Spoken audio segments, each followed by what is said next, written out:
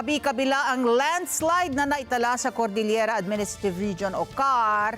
Ang lokal na pamahalaan po ng Baguio City aminado na mahina na ang pundasyon ng lupa sa kanilang nasasakupan dahil sa 6 na linggong walang humpay na pag-ulan sa lungsod.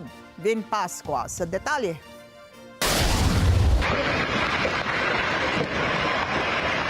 Dalawang babae ang nailigtas makarang matabunan ng lupa ang kanilang bahay sa Purok 2 Outlook Drive sa Baguio City kaninang umaga.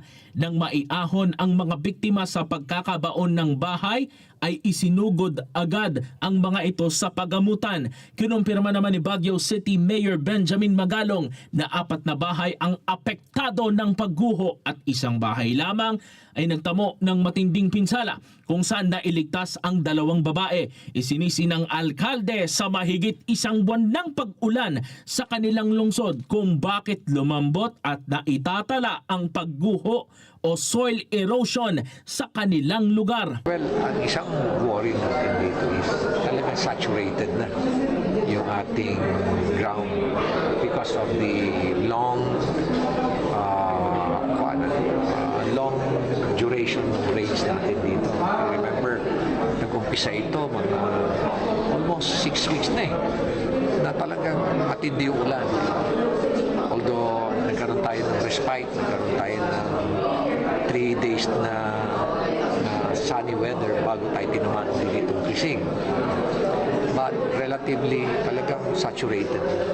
So main concern natin is the erosion. Sinabi nito na kanya nang ipinag-utos ang forced evacuation sa mga delikadong lugar.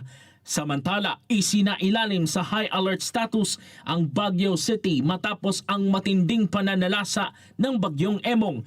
Dahil dito, pinangunahan ng alkalde ang isang pulong upang ibsan ang epekto ng typhoon, katuwang ang City Disaster Risk Reduction and Management Council o CDRRMC.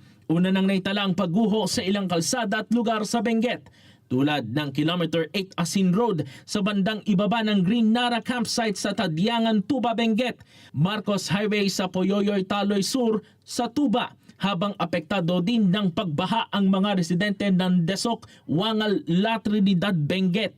Hindi rin madaanan ng anumang uri ng sasakyan ng kalsada sa Camp 6 sa Tuba, Benguet dahil sa kaso ng rock slide kung saan ay nagkalat sa naturang kalsada ang mga batong tinangay ng malakas na agos o tubig baha. Dahil sa tuloy-tuloy na pag-ulan, nalubog sa baha ang pamosong strawberry farm sa La Trinidad, Benguet habang unti-unting bilipad ng hangin ang mga plastik na nagsisilbing proteksyon ng mga pananim sa lugar. Samantala, nilinaw din ng alkalde kung bakit malamig siya sa auto class cancellation. Anya, dapat alamin muna ang lakas ng ulan bago kanselahin ang pasok. Another worry is yung cancellation ng classes. Kasi mayroong specific number of days lang na cancellation.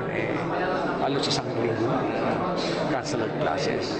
Kaya as much as possible, kung nakikita ko naman na hindi ganun matindi ang amount of rainfall, hindi ko kinakancel ang klase. Vin Pascua para sa mata ng Agila, Matatak, Matapa, Matapat.